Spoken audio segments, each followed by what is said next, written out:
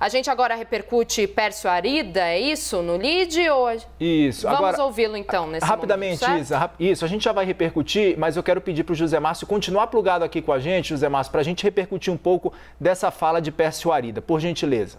Vamos ouvir. Ok. É um enorme prazer estar com todos vocês aqui.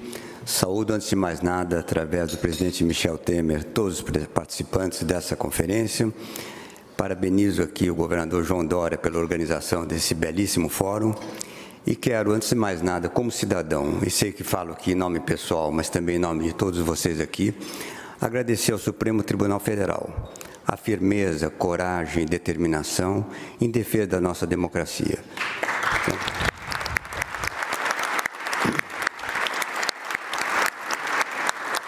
Nosso principal desafio econômico hoje é crescermos de forma inclusiva e sustentável. Não é um desafio fácil. O Brasil tem decepcionado em matéria de crescimento, tem decepcionado em matéria de inclusão e, infelizmente, tem decepcionado na matéria da preservação do meio ambiente. É perfeitamente possível reverter esse quadro. Nós temos hoje, vamos enfrentar em 2023 um cenário externo adverso, causado pela recessão norte-americana que se avizinha e pelo aumento da taxa de juros nos Estados Unidos, que tem um efeito, digamos, que percola por toda a atividade econômica mundial, e também pelas dificuldades da China. Mas eu não tenho a menor dúvida que nós podemos e devemos ambicionar um nível mais alto de crescimento econômico. Inclusão social, sabemos que depende, como bem falou o ministro Barroso, no longo prazo, de educação. É a educação que assegura a igualdade de oportunidades para todos nós. Quando se fala em desigualdade social, frequentemente se olha o ângulo da desigualdade de resultados, né? Mas os resultados dependem do esforço, talento, etc., das várias pessoas. O que é importante segurar é a desigualdade, que a desigualdade no acesso a oportunidades termine. E ela só pode vir através da educação. No curto prazo, no entanto, temos que atender a essa massa de população marginalizada, sem condições de inserção no mercado de trabalho, passando fome. Em outras palavras, temos que crescer com programas sociais emergenciais por um período razoável de tempo. Temos um desafio ambiental que pode se tornar uma enorme oportunidade. O Brasil tem escala, o Brasil tem capacidade de atrair capitais, o Brasil deve sair da sua posição de pária no mundo internacional e se tornar um membro ativo e um promotor ativo da melhoria do meio ambiente e da causa da sustentabilidade global.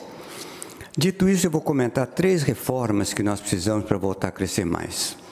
Primeiro, a primeira delas é abertura e integração com o mundo, segunda, reforma do Estado e terceira, reforma tributária. Abertura para o mundo. O futuro do Brasil está na integração com o comércio e os fluxos de capitais mundiais. A ideia autárquica de tentarmos nos fechar aqui, cortar os canais com o resto do mundo, não faz sentido. Se olharmos hoje o nosso principal exemplo de sucesso, o agronegócio, é uma economia com tecnologia e voltada essencialmente para o mercado externo. É esse o nosso caminho.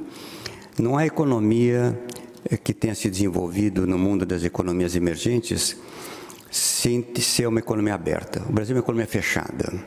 Se olharmos aqui na nossa vizinha, nossa América Latina, no caso do Chile, vemos vantagens enormes de crescer com uma economia aberta, para não falar de Singapura, Taiwan e tantos outros aspectos. O Brasil tem que abrir sua economia, firmar o acordo da Mercosul com a União Europeia, entrar na OCDE e tomar as medidas necessárias para se integrar ao máximo na economia mundial. Esse é o caminho, inclusive, para ter mais produtividade e conseguir atrair mais capitais para o Brasil. Segundo, reforma do Estado. Foi um tema abordado pelo ministro, governadora Anastasia ontem. É um tema fundamental, é um tema amplo. Nós estamos falando aqui de uma mudança de 20, 40 anos, é uma mudança cultural, sobretudo, na forma pela qual o Estado é gerido. Nós hoje temos um Estado que não se comunica bem com os cidadãos, temos um Estado que não presta satisfação aos cidadãos, temos um Estado que é percebido publicamente como ineficiente, temos um Estado que gasta muito e gasta mal. Essa reforma da forma de funcionamento do Estado é vital. Tem um aspecto dela, já ressaltado aqui, que é a reforma administrativa, unificação de carreiras, por exemplo, e benefícios, atribuição diferenciada de retornos a quem trabalha mais, que é muito importante. E temos também algumas outras dimensões, em particular uma que eu vou ressaltar aqui, que é a necessidade de revisar os gastos públicos. O Brasil, infelizmente, tem tido como norma o lema que não tem nada tão permanente quanto um programa de gastos temporário, né? Infelizmente é o que acontece. Todos os programas de gastos temporário começam como temporários, se tornam permanentes. E temos tido camadas e camadas de gastos que perderam muitas vezes o sentido, estão mal focalizados, podem ser eliminados, podem ser reduzidos de uma forma mais eficiente, sem prejudicar a qualidade do serviço.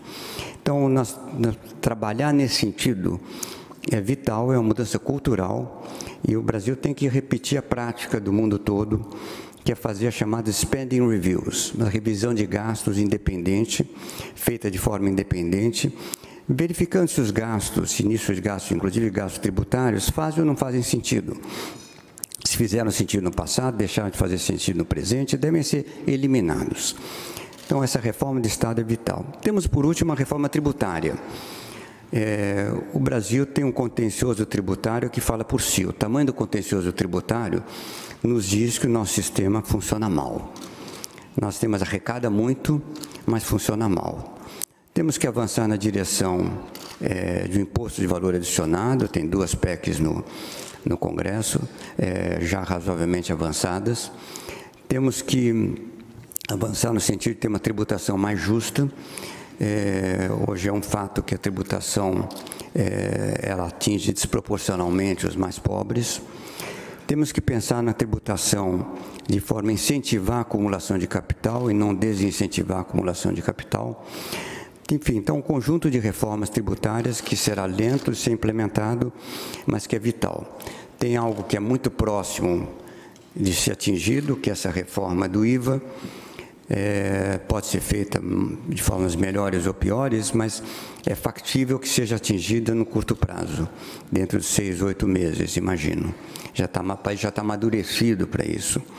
Mas temos também que fazer algo mais profundo do ponto de vista da nossa reforma tributária, para evitar que o contencioso, para ter mais clareza sobre regras, ter mais previsibilidade do ponto de vista da observância das regras tributárias. Essas 3 reformas exigem uma mudança cultural no Brasil. Muitas vezes nós consideramos reformas como algo que os técnicos têm que fazer, mas na verdade não. A reforma é uma reforma que a sociedade, o Congresso tem que aprovar, o Executivo tem que propor e a sociedade tem que respaldar.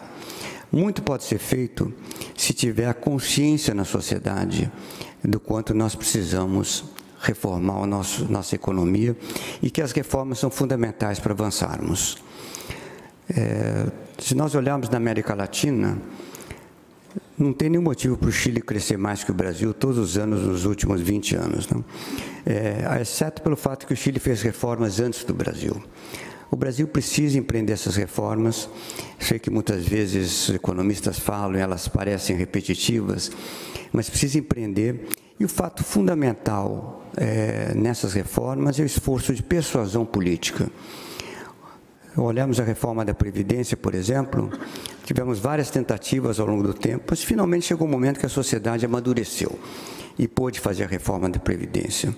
Independência do Banco Central também foi um assunto longamente discutido, era um assunto quase que proibido, mas chegamos a um ponto que a sociedade compreendeu a importância da independência do Banco Central e da independência do Banco Central do ponto de vista dos meios para combater a inflação.